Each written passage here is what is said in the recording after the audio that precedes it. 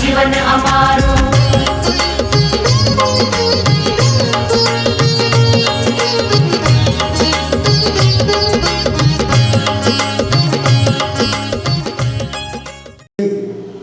इसके बाद जैसा कि मैंने कहा अपन अब इनको डायग्राम से समझने की कोशिश करते हैं। ओके, तो देखिएगा बहुत ध्यान से और समझने की कोशिश कीजिएगा। देखिए जैसा कि हमने कहा प्लेनेरिया, प्लेनेरिया जिसका साइंटिफिक नेम क्या है, डुबेसिया। अब इसको हम जो कहते हैं कि भाई इनके अंदर ये फ्लैट बॉडी है, कंप्लीट फ्लैट बॉडी। लेकिन यहाँ देखिए जैसा हमने कहा कि फर्स्ट टाइम सिविलाइजेशन, इस पूरे चैप्टर में ऐसा लग रहा है ना ये हेड है, तो ये हेड लाइक स्ट्रक्चर सिविलाइजेशन की स्टार्टिंग कहाँ से हुई, प्लेटियलमीन से हुई। तो प्लेटियलमीन्स में ये सिविलाइजेशन वाला जो पॉइंट है आप प्लेनेरिया से समझ सकते हो। प्लेनेरिया का डायग्राम याद रखना है। इस तरह का डायग्राम आपको मीटर में दे सकता है और पूछ सकता है नाम क्या है। तो इसका नाम क्या है, साइंटिफिक नेम क्या है, डुबेसिया। केवल प्लेनेरिया से काम नहीं चलेगा। Now the next diagram. इसके बाद दूसरा एग्जांपल देखिए, दूसरा एग्जांपल आएगा इसी के जस्ट बाद जैसे हमने पढ़ा ना शेप लीवर फ्लूइड और दूसरे टेपवर्म, ऑफ टेपवर्म। तो नेक्स्ट एग्जांपल इसके जस्ट बाद देखिए टीनिया सोलियम और टेपवर्म। नेक्स्ट एग्जांपल हो गया पॉट टेपवर्म। देखिए इनमें भी स्पष्ट रूप से हेड दिखाई दे रहा है। ठीक है, तो ये हेड के ऊपर ये छोटे छोटे शटर लाइक स्ट्रक्चर्स नजर आ रहे हैं। इन शटर लाइक स्ट्रक्चर्स हुक्स इनके अंदर पाए जाते हैं, रोस्टेलम। ठीक है, तो ये रोस्टेलम कहलाता है ऊपर वाला पार्ट। तो इनके अंदर ऊपर वाला कंप्लीट पार्ट जो है वो स्कोलेक्स, फिर बीच में आती है नेक, देन जो कंप्लीट पूरा पार्ट है जी सेगमेंटेड नजर आ रहा है, बट ये जो सेगमेंटेशन नहीं है ना, ये पूरे पार्ट को क्या बोलते हैं, स्ट्रोबिला। और ये छोटे छोटे पार्ट्स एक एक पार्ट को बोलते हैं अपन क्या, प्रोग्लोटिड्स। ये याद रखना है। इनके सबसे अपर पार्ट जो हेड लाइक पार्ट है this is called rostellum. Then इसके चारों तरफ लगे हुए क्या, हुक्स। और देखिए उसके बाद ये जो यहाँ पर नजर आ रहे हैं, ये अभी यहाँ से अपने को तीन नजर आ रहे हैं, पर एक पीछे की साइड है यानी चार इनमें क्या पाए जाते हैं, यहाँ पर शकर्स पाए जाते हैं। ये शकर्स, ये भी आपको याद रखने होगा। शकर्स इंजन के थ्रू ये होस्ट से जाकर चिपकता है, वो शकर्स। ठीक है, हुक्स जिनसे जाकर ये क्या करेगा, अटैच होगा। और शकर्स उसमें से क्या एब्जॉर्ब करेंगे, न्यूट्रिएंट्स एब्जॉर्ब करेंगे। तो शकर्स न्यूट्रिएंट एब्जॉर्ब करने के लिए, हुक्स अटैचमेंट के लिए, ये वो रोस्टेलम, ये अपर पार्ट। ठीक है, ये पूरे पार्ट को तीनों को मिलाकर क्या बोला जाता है, स्कोलेक्स। क्या बोले जाते हैं, स्कोलेक्स। ये कंप्लीट हो गया स्कोलेक्स। देन ये छोटा सा पार्ट ये कहलाता है नेक, और इसी नेक के बाद ये जो छोटे छोटे सेगमेंटेड पार्ट्स है ये कहलाते हैं प्रोग्लोटिड्स। और ये प्रोग्लोटिड्स कंप्लीटली मिलकर कहलाते हैं स्ट्रोबिला। जैसे जैसे ये प्रोग्लोटिड्स मैच्योर होते जाते हैं, इनके अंदर मेल फीमेल रिप्रोडक्टिव ऑर्गन आते जाते हैं और ये एक दूसरे से अलग होते जाते हैं। तो ये जो प्रोग्लोटिड्स अलग होते हैं उस प्रोसेस को क्या बोलते हैं, एपोलाइसिस। ठीक है, ये प्रोग्लोटिड्स अलग होते जा रहे हैं, तो नए प्रोग्लोटिड्स कहाँ से आ रहे हैं, नए प्रोग्लोटिड्स याद रखिएगा, ये जो नेक वाला रीजन है इनकी सेल्स लगातार नए नए प्रोग्लोटिड्स बनाती रहती है। ओके, तो ये जो एग्जांपल है ये इसका नाम क्या है, ये है पॉट टेपवर्म, जिसका साइंटिफिक नेम होता है टीनिया सोलियम। ये आपको याद रखना है। इसके स्ट्रक्चर में क्या क्या आते हैं वो भी आपको याद रखना है। अपर पार्ट स्कोलेक्स, स्कोलेक्स में क्या क्या होता है, rostellum, hooks and sucker. Sucker का काम क्या है, एब्जॉर्ब द न्यूट्रिएंट्स। हुक का काम क्या है, पकड़ बनाए रखना, क्योंकि ये एंडोपेरासाइट है। ओके, चलिए, तो ये हो गया आपका टीनिया सोलियम का डायग्राम। याद रखना है बहुत अच्छे से, फिर बोल रहा हूँ, scolex, neck and strobila, three main part, और तीनों मेन पार्ट के अंदर स्कोलेक्स के तीन पार्ट। नेक के थ्रू नए नए प्रोग्लोटिड्स बनते रहेंगे और सारे प्रोग्लोटिड्स मिलकर क्या बनाते हैं, स्ट्रोबिला।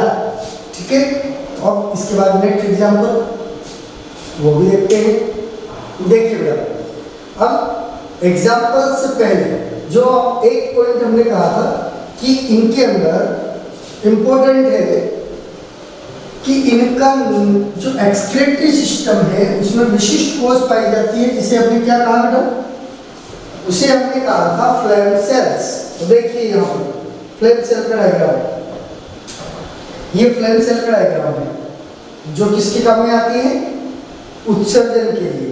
तो फ्लैम सेल ऑस्मोरेगुलेशन और एक्सक्रीशन के लिए होती है। ये डुबेसिया वही प्लेनेरिया का डायग्राम में बताया।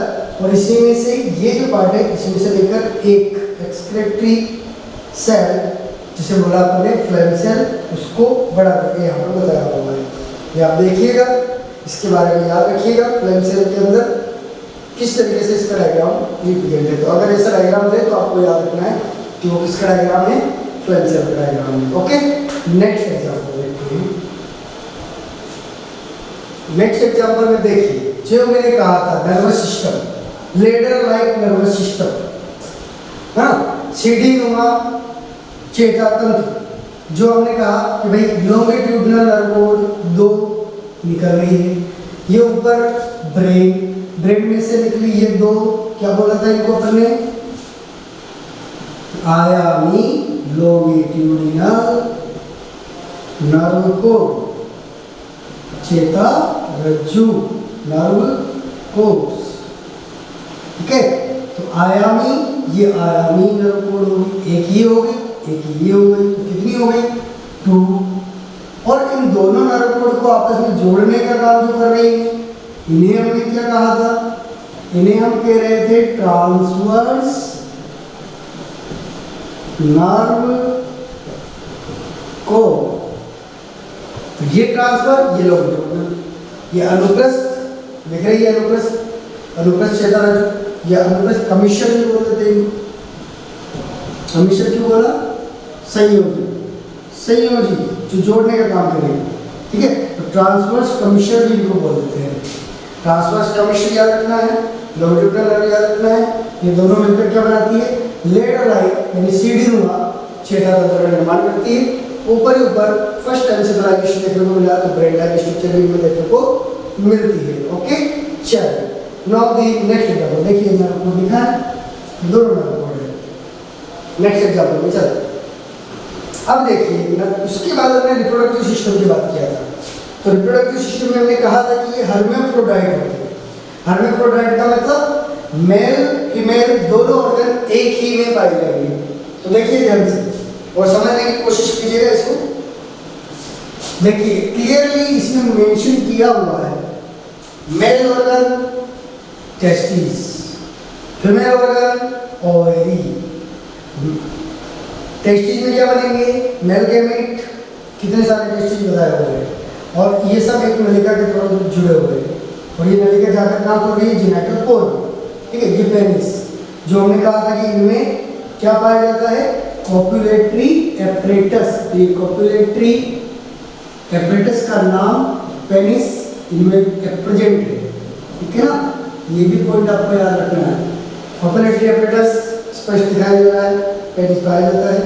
जेनिटल पोर जो अलग से खुला हुआ है। ओविडक्ट, ये ओवरी से निकलने वाले जितने भी ओवा होंगे वो इस ओविडक्ट से होते हुए ये जेनिटल पोर में आएंगे। उसी तरह से टेस्टिस से निकलने वाले जितने भी स्पर्म्स होंगे वो सब यहाँ से चलते हुए ये आगे यहाँ जो पेनिस के थ्रू एक्सक्रीट कर दिए जाएंगे, ठीक है।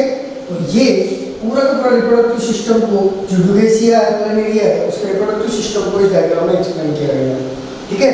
तो आप कभी नहीं बोलेंगे आप कि इसमें दोनों ऑर्गन में प्रेजेंट होते हैं, क्या बोलते हैं, हर्माफ्रोडाइट वेलिंगी, ये वेलिंगी है। चलिए अब चलते हैं अगला नेक्स्ट डायग्राम। इसके बाद देखिए, ये आ गया आपका शीप लीवर फ्लूइड, है ना। हमने कहा था इसमें डिफरेंट प्रकार के लार्वा होते हैं। तो देखिए शीप के अंदर है, ठीक है। शीप ने ये लिवर फ्लूइड किसमें है, पानी में। तो इसके ये अलग अलग लार्वल कंडीशंस हैं, और इन्हीं लार्वल कंडीशंस को हमने अलग से लिखा हुआ भी पहले भी लिख चुके हैं हम, miracidium, sporocyst, redia, cercaria, metacercaria, ठीक है। जब ये शीप इसको खाती है तो कौन सा लार्वल स्टेज में चला जाता है, मेटा सर्केरिया, ठीक है। और ये लिवर फ्लूइड जो है इसके अंदर जाता है, ये इसके लीवर में रहता है, इसलिए इसको एपिथेलियम भी कहते हैं, ठीक है। Many larval stage are present, तो इस तरह के डेवलपमेंट को क्या कहा जाता है, इनडायरेक्ट या परोक्ष, समझ गए। तो ये शिप लिवर फ्लू के एग्जांपल, उसके लार्वा याद रखना। चलिए नाउ द नेक्स्ट एग्जांपल देखिए। अब इसके अंदर दोनों एग्जांपल्स को क्लियरली दिखाया हुआ है। वही प्लेनेरिया आ गया वापस, वही शिप लिवर फ्लू आ गया वापस। ये आपके एनसीईआरटी में डायग्राम दिया हुआ है। देखिए इसके अंदर भी स्पष्ट रूप से जेनिटल पोर्ट अलग से बताया हुआ है, एक्सक्रीटरी पोर्ट अलग से बताया हुआ है, ठीक है। और ये देखिए वेंट्रल शकर्स, इनमें भी शकर्स पाए जाते हैं, यानी ये भी क्या हो गया, पैरासाइट हो गया, ठीक है। अब यहाँ देखिए प्लेनेरिया के अंदर जो माउथ वाला पार्ट है वो कहाँ होना चाहिए, हेड के आजू बाजू होना चाहिए, लेकिन नहीं होता। इट इज इंपॉर्टेंट पॉइंट, याद रखिएगा। इसमें माउथ जो है वो अलग से ओपनिंग है, pharynx extended through the mouth, अलग से खोल रहा है, जबकि हेड वाला रीजन जो है वो हेड वाले रीजन में आईज प्रेजेंट है, माउथ नहीं है, ठीक है। आई स्पोर्ट्स मौजूद है लेकिन माउथ नहीं है, माउथ अलग से ओपन हो रहा है। ये भी इंपॉर्टेंट पॉइंट है जो किससे रिलेटेड है, प्लेनेरिया से रिलेटेड है। ये प्लेनेरिया का ही डायग्राम हमने रिप्रेजेंट किया है, 3-4 बार आ चुका है, फिर आया है, देखिएगा बहुत अच्छे से। इसमें एक और नया पॉइंट निकल के आया, फेरिंग्स जो कंठ नली होती है वो आगे चलकर माउथ में खुलती है, ठीक है। इसके बाद नेक्स्ट एग्जांपल देखते हैं। देखिए ये दो एग्जांपल, ये दोनों भी बहुत इंपॉर्टेंट है। और देखिए इसके साथ मैंने यहाँ पर क्या रखा है, ये सिक्का रखा हुआ है ताकि आपको पता लगे कि कितना छोटा होता है, इसकी साइज का आपको पता लगे। तो देखिए ध्यान से, जब हम बात कर रहे हैं फेशियोला बस्की इंटेस्टाइनल फ्लूइड जिसे कहते हैं, ये हमारे इंटेस्टाइन में पैरासाइट के रूप में होता है, ठीक है। ये भी कैसा लग रहा है, बिल्कुल शिप लिवर फ्लूइड की तरह ही लग रहा है, बट ये अलग है। वो फेशियोला हेपेटिका था, ये फेशियोला बस्की है, इंटेस्टाइनल फ्लूइड के नाम से इसे जानते हैं। ये इसका डायग्राम। इसी तरह ब्लड फ्लूइड शिस्टोसोमा हेमेटोबियम, शिस्टोसोमा हेमेटोबियम में ये जो डायग्राम आपको दिख रहा है, देखिए शिस्टोसोमा हेमेटोबियम का डायग्राम है, और ये इसकी साइज देखिए 1 mm से रिप्रेजेंट कर रहा है। बहुत छोटे होते हैं, इनको लार्ज करके बताया हुआ है। मेल और फीमेल, यहाँ मेल और फीमेल को अलग अलग रिप्रेजेंट किया गया है। याद रखिएगा जो फीमेल होती हैं, ज़्यादातर वंश में फीमेल जो होती हैं वो बड़ी होंगी, जबकि मेल जो होंगे वो छोटे होंगे। तो मेल के अंदर एक गायनेकोफोरिक केनाल है, इस गायनेकोफोरिक केनाल के अंदर ये फीमेल जो है ये अंदर आ गई है। तो ये दो है, फीमेल लंबी है, बड़ी है, ये मेल है, छोटा है। और ये दोनों डायग्राम से आपको रिप्रेजेंट हो रहा है कि गायनेकोफोरिक केनाल में इसको जाने की जरूरत क्यों पड़ी, ये फर्टिलाइजेशन के लिए इसमें जाएगी, तब जाके इसमें क्रॉस फर्टिलाइजेशन होगा, ओके। ये किसका डायग्राम है, शिस्टोसोमा हेमेटोबियम, ये भी याद रखना है। जनरल नेम ब्लड फ्लूइड, ये भी आपको याद रखना है, ओके। तो इसके बाद ये सारे एग्जांपल्स आपको लर्न होने चाहिए। अब देखते हैं इसके बाद नेक्स्ट एग्जांपल। देखिए बीफ टैपवॉर्म, टीनिया सेजिनेटा नाम याद रखना है, ये रहा इसका डायग्राम, ठीक है। उसके बाद आता है डॉग टैपवॉर्म। देखिए इसका माउथ जो होता है वो डॉग की तरह है, इसलिए इसका नाम ही डॉग टैपवॉर्म है। इकाइनोकोकस ग्रेनुलोसिस, ये भी नाम आपको याद रखना है। ये बायोलॉजिकल नेम है इकाइनोकोकस ग्रेनुलोसिस, जनरल नेम है डॉग टैपवॉर्म। इसी तरह बीफ टैपवॉर्म जनरल नेम नाम है टीनिया सेजिनेटा, पहले था टीनिया सोलियम, अब है टीनिया सेजिनेटा, दोनों अलग अलग है, बिल्कुल डिफरेंट, ओके। चलिए अब नेक्स्ट डायग्राम में चलते हैं। इसके बाद देखिए यही टैपवॉर्म के बारे में जब हम बात कर रहे थे, पॉक टैपवॉर्म। पॉक टैपवॉर्म इसको क्यों बोलते हैं, क्योंकि पॉक वर्म किसके लिए यूज में आता है, पिग के लिए यूज में आता है।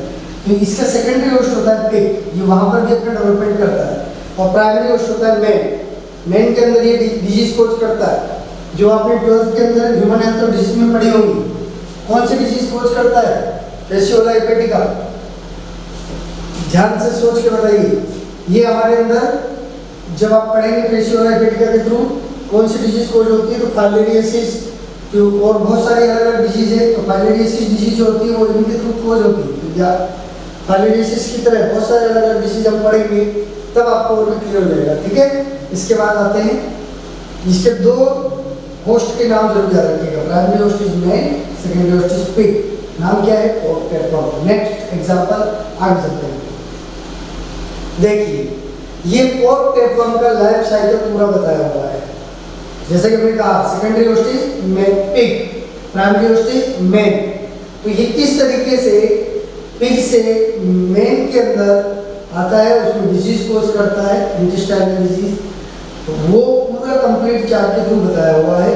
ये आप लोग देखिएगा ध्यान से तो आपको पता लगेगा, पढ़िएगा इसे। देखिए लार्वा फॉर्म में बताई हुई है। लार्वा जो हमने अलग अलग लार्वा इसके पढ़े थे, शिस्ट बन जाती है और यही शिस्ट को जब पानी के थ्रू या कॉन्टामिनेटेड फूड के थ्रू जब ह्यूमन इंजेक्ट कर देता है तो उसके अंदर ये किस तरीके से ग्रो करता है उसके बारे में पूरा कंप्लीट बताया हुआ है। देखिए लिखा हुआ है completely, human Yeats under pork content Teflon शिस्ट। जब हालांकि अपने यहाँ पर पोर्क का बिल्कुल इस्तेमाल नहीं होता, लेकिन अंग्रेज लोग जो होते हैं वो पोर्क खाते हैं, तो वो जो होंगे वो जब इस पोर्क को खाएंगे तो उनके अंदर अगर वो अंडर कुक्ड है, वो सही से पका हुआ नहीं है, तो उनके अंदर ये शिस्ट एंटर कर जाएगी और ये शिस्ट जो है अलग अलग लार्वल कंडीशन से होती हुई इसके अंदर लार्ज स्टेज में आ जाएगी और इसमें डिजीज कोज करेगी। ठीक है, तो ये पूरा पढ़िएगा, आपको समझ में आएगा पूरा। ये आप लोगों को सारे डायग्राम्स इस तरीके से हमने क्लियर किए। ये डायग्राम्स के साथ आपको इनको याद रखना है, सभी एग्जाम्पल्स लर्न होने चाहिए जितने हमने यहाँ बताए हैं। हालांकि और भी एग्जाम्पल है लेकिन आपको वो याद नहीं रखने हैं। इस तरीके से आपका ये कंप्लीट होता है प्लेटिहेल्मिंथ्स। ओके, चलिए तो अब स्टार्ट करते हैं हम नेक्स्ट फाइलम सूत्रकृमि एस्केल्मिंथ्स। ओके, तो एस्केल्मिंथ क्लास के अंदर जब हम बात करते हैं एस्केल्मिंथ्स की, तो कृमि है अभी, लेकिन इन्हें जनरली जो बोला जाता है वो क्या बोला जाता है? इन्हें बोला जाता है गोल कृमि या सूत्रकृमि। ठीक है, तो ये सूत्रकृमि या गोल कृमि जब हम इन्हें कहते हैं, इससे पहले प्लेटिहेल्मिंथ्स को क्या कहा था? चपटे कृमि, है ना, फ्लाइट वॉर्म्स। इन्हें क्या बोलेंगे? Round worms. क्यों बोलेंगे अगर बात करेंगे तो फिर बात। तो याद रखिए ये जो सूत्रकृमि या गोल कृमि जो होते हैं एस्केल्मिंथ्स की जो क्लास है, इस क्लास के अंदर जो जनरल कैरेक्टरिस्टिक मैंने यहाँ पर रिप्रेजेंट किए हैं वो आपको सबको याद होना चाहिए। For example number 1 habit and habitat. तो हैबिट और हैबिटेट की जब हम बात करते हैं तो यहाँ पर दे में भी फ्री लिविंग, मतलब ये किसी पर पैरासाइट के रूप में हो भी सकते हैं, नहीं भी हो सकते हैं, मुक्त जीवी। ठीक है, फ्री लिविंग होते हैं, पानी में हो सकते हैं, टेरेस्ट्रियल जमीन पे हो सकते हैं, और कुछ जो है वो एनिमल और प्लांट्स में यानी प्राणियों में और वनस्पतियों में पैरासिटिक के रूप में भी हो सकते हैं। ओके, तो इसका मतलब ये हुआ कि इनका जो हैबिटेट है, ये जो पाए जाते हैं, ये कहाँ पाए जाते हैं? ये लगभग हर जगह पाए जाते हैं, पानी में भी, ठीक है, जमीन पर भी, एनिमल और प्लांट के शरीर में भी, परजीवी के रूप में भी ये पाए जाएंगे, और ये मुक्त रूप से भी रह सकते हैं और परजीवी के रूप में भी रह सकते हैं। मेनली ये दोनों बातें आपको याद रखनी है, दे में फ्री लिविंग एंड दे में पैरासाइटिक। ओके, ये परजीवी भी हो सकते हैं, फ्री लिविंग भी हो सकते हैं। Number 2 second characteristic body form. इनका बॉडी कैसा होता है? जनरली गोल कृमि गोल होता है, लेकिन वो गोल जो है वो किस रूप में होता है उसको समझने की आवश्यकता है। ये सिलेंड्रिकल फॉर्म में होते हैं और इनकी जो बॉडी है वो अनसेगमेंटेड होती है। It is very important point. Okay, इससे पहले हमने बोला था कि उनकी जो बॉडी थी प्लेटिहेल्मिंथ्स की, वो दिखती है कि सेगमेंटेड होगी, बट वो भी सेगमेंटेड नहीं थी, ये भी सेगमेंटेड नहीं है, यानी कि ये भी अनसेगमेंटेड, वो भी अनसेगमेंटेड। दिखते बाहर से कि सेगमेंटेड होंगे कौन? प्लेटिहेल्मिंथ्स, बट है नहीं। यहाँ पर भी ये तो दिखते भी नहीं है और अनसेगमेंटेड है। जनरली एस्केरिस, आपने नाम सुना होगा एस्केरिस, है ना, तो एस्केरिस को देखते हैं बिल्कुल एकदम से बाहर से कहीं से भी कोई सेगमेंट नजर नहीं आते, तो अनसेगमेंटेड बॉडी होती है। ठीक है, और ज्यादातर सिलेंड्रिकल होते हैं, बट कुछ जो है वो फ्लैट हो सकते हैं, सब। ठीक है, their body is circular in cross section, hence the name is round worm। गोल कृमि इनको क्यों कहते हैं?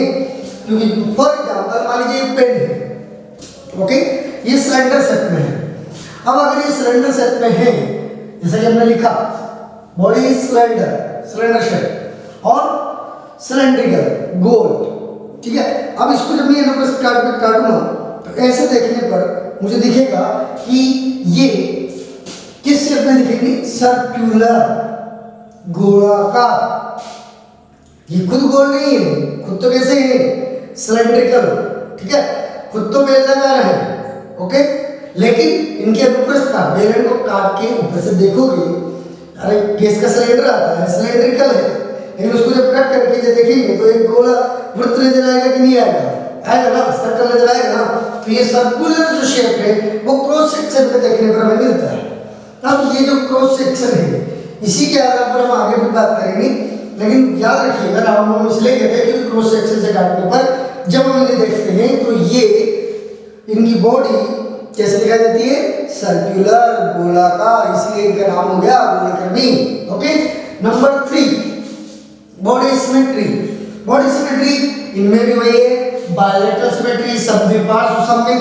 तो समद्विपार्श्व सममित ने क्यों कहा, ये भी समझने वाली बात है, समद्विपार्श्व सममिति, ओके। क्यों कहा, क्योंकि ऐसी सिमेट्री, कैसी सिमेट्री होती है, ऐसी सिमेट्री जिसमें किसी भी ऑर्गेनिज्म को एक प्लेन से काटने पर, जैसे मैं हूं, मेरे को यहाँ से इक्वल पार्ट पे काटने पर मेरे दो बराबर बराबर भाग हो सकते हैं, तो ऐसी सिमेट्री को क्या कहा जाता है, बायलैटरल सिमेट्री, समद्विपार्श्व सममित, ओके। तो याद रखिए ये पॉइंट भी कि इनको भी सेंटर से होते हुए एक तल से काटने पर, सिर्फ एक तल से ही इनको काटने पर केवल एक ही तल ऐसा होगा जहां से काटने पर इसके पूरे शरीर के दो बराबर भाग मिल सके, और दो तीन चार इतने कितने तल नहीं होंगे जहां से बराबर भाग मिले, केवल एक ही तल से जो बराबर भाग, दो बराबर भागों में बढ़ सके, ऐसे जो एनिमल होते हैं उनकी सिमेट्री को कहा जाता है बायलैटरल सिमेट्री। केवल एक ही तल से जिनको दो बराबर भागों में बांटा जा सके, this is called bilateral symmetry या समद्विपार्श्व सममिति, क्लियर। चलिए, तो ये बॉडी सिमेट्री भी आपको याद रखना है, इससे पहले पेडियल में भी हमने पढ़ा था bilateral symmetry, okay. Level of organisation, level of organisation का मतलब होता है आयोजन के स्तर।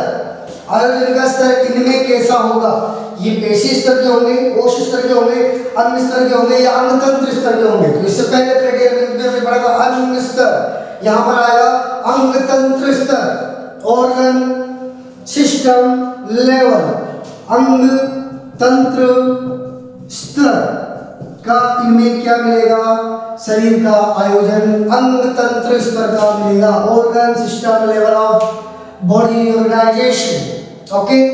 अंग तंत्र स्तर इनमें आ गया, यहाँ से अब जितने भी एनिमल होंगे सब में कौन सा आएगा, अंग तंत्र स्तर। अब जितने भी एनिमल होंगे क्या आएगा, समद्विपार्श्व सममित। अब जितने भी ऑर्गन होंगे उनमें क्या आएगा, ट्रिप्लोब्लास्टिक। जर्म लेयर की भी बात करेंगे तो क्या आएगा, त्रिगर्भस्तरीय। त्रिगर्भस्तरीय मतलब बाह्यगर्भस्तर, मध्यगर्भस्तर और अंतःगर्भस्तर, तीनों गर्भस्तर यहाँ पर पाए जाएंगे। ये तीनों पॉइंट आपको बिल्कुल अच्छे से याद रखना है, क्योंकि इसके बाद से जितने भी फाइल पढ़ोगे सभी में ये कॉमन फीचर रहेगा, ठीक है। अलग से इनको सबको याद करने की आवश्यकता नहीं पड़ेगी आगे। हाँ, कुछ एक्सेप्शन होंगे जिनके अंदर ऑर्गन सिस्टम लेवल की जगह पर, जैसे किसी के लार्वा में होगा तो किसी के एडल्ट में नहीं होगा, जैसे इकाइनोडर्म के अंदर हम पढ़ेंगे। इकाइनोडर्म में जो लार्वा होता है वो बायलैटरल सिमेट्रिकल, लेकिन जो एडल्ट होता है वो radial symmetrical. This is the retrogressive, क्या रिट्रोग्रेसिव इवोल्यूशन का एग्जांपल होता है वो। तो ये कुछ एक्सेप्शन आएंगे, बाकी सभी में ये जनरल पॉइंट कॉमन रहेंगे। नेक्स्ट, जब हम बात कर रहे थे कि सर्कुलर क्रॉस सेक्शन में देखने पर ये सर्कुलर दिखाई देते हैं, जैसे है सिलेंड्रिकल, जैसे ये मैंने एग्जांपल दिया था आपको, ये पेन है, ठीक है। ये पेन कैसा दिख रहा है, सिलेंड्रिकल, लेकिन जब मैं इसको यहाँ से कट करूंगा और जब ऊपर से देखूंगा तो मुझे ये सर्कुलर वृत्ताकार नजर आएगा, ठीक है। तो ये वृत्ताकार जो बॉडी है इसकी, इस वृत्ताकार बॉडी को देखने पर क्या क्या अंदर नजर आता है, इनके बॉडी बॉल किस किस से बनी है, इस ये बहुत इंपॉर्टेंट पॉइंट इस पूरे टॉपिक के अंदर आपको मिलेगा। It is very very important. चलिए बात करते हैं बॉडी बॉल की। जनरली इनकी बॉडी बॉल के अंदर कितने स्तर होते हैं, तो बात करते हैं 3 गर्भस्तर है कि नहीं, बिल्कुल। तो 3 गर्भस्तर है, तो यहाँ पर लेयर भी 3 होंगी। नंबर 1 क्यूटिकल, नंबर 2 एपिडर्मिस और नंबर 3 लॉन्गिट्यूडिनल मसल लेयर। तो ये क्यूटिकल, एपिडर्मिस और मसल लेयर, ये 3 लेयर इनमें पाई जाती है। अब एक एक करके इनके बारे में डिस्कस करते हैं। तो ओके, चलिए देखते हैं। देखिए, सबसे पहली बात क्यूटिकल के बारे में बात करते हैं। चलो, जैसा कि हमने कहा कि ये सूत्रकृमि या गोलकृमि जो होते हैं जनरली परजीवी के रूप में पाए जाते हैं, एनिमल्स में भी और प्लांट्स में भी। अगर ये परजीवी के रूप में पाए जाएंगे, फॉर एग्जाम्पल मैं एक एनिमल हूँ, मैं जीव हूँ, मेरे अंदर अगर कोई सूत्रकृमि गया तो वो मेरे किसके थ्रू जाएगा? भोजन के थ्रू अंदर जाएगा। तो जो मेरी एलिमेंट्री किनाल है, मेरी आहार नाल है, उसके अंदर पाचक रस मौजूद है, डाइजेस्टिव एंजाइम्स, वो इनको क्या कर सकते हैं? डाइजेस्ट कर देंगे। तो फिर ये डिजीज कैसे कोज करेंगे? तो जो होस्ट जिसके अंदर ये पैरासाइटिक के रूप में रहते हैं, उनके पाचक रस से या उनके अंदर जो एसिडिक इन्वायरमेंट होगा उससे बचने के लिए इनकी क्यूटिकल रेजिस्टेंट होती है। क्या होती है? प्रतिरोधक होती है और नॉन लिविंग है ये। ठीक है, नॉन लिविंग का मतलब अब जो इनमें सेल होगी वो सेलुलर लेवल जो होगा वो एस सेलुलर लेवल बोलेंगे हम इन्हें। तो ये नॉन लिविंग और resistant to the host, resistant for the host, resistant for the host. Host क्यों लिखा है यहाँ पर? क्योंकि जो पैरासाइटिक फॉर्म होगी उनके अंदर भी ये रहेगी, तो उन होस्ट के डाइजेस्टिव सिस्टम में मौजूद एंजाइम से या हाइड्रोलाइटिक कुछ चीजों से बचने के लिए ये रेजिस्टेंट होती है। ठीक है, ये किससे बनती है? स्क्लेरोप्रोटीन, याद रखिएगा, स्क्लेरोप्रोटीन से बनी होती है क्यूटिकल। क्यूटिकल जनरली बनी होती है स्क्लेरोप्रोटीन की बनी होती है, इसी कारण ये क्या है? रेजिस्टेंट है। याद रखिएगा एक पॉइंट। Number 2 epidermis. एपिडर्मिस के बारे में भी एक खास बात याद रखिए, जो इनकी अधिस्तर होगी क्यूटिकल के नीचे होगी, और उस अधिस्तर की जो कोश होगी, अधिस्तर जो होगा वो कंटिन्यूसली है, तो उनकी जो कोश होगी वो जनरली सिंशिशियल है। सिंशिशियल का मतलब क्या होता है? समझिए, सिंशिशियल का मतलब होता है ऐसी कोश जिनमें बहुत सारे कोष केंद्र हो, यानी बहुकोश केंद्रीय। सिंशिशियल, बहुकोश केंद्रीय।